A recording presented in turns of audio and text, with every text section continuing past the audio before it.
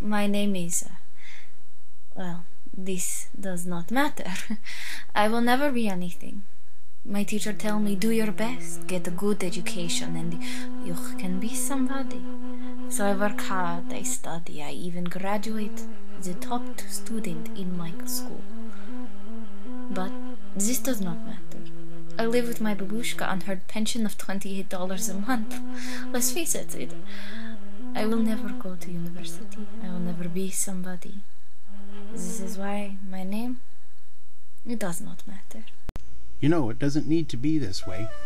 My name is John Wright, and I'm a humanitarian aid worker with Lamb International.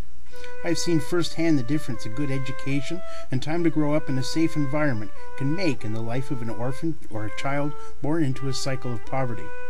I ask that you would join me and a host of others to see that no student who wants not only an education, but a new life is not turned away because of finances. Please visit us at iucascholarshipfund.com or talk to your Lamb sponsorship rep. Together, we can break the cycle. Let's make every name matter.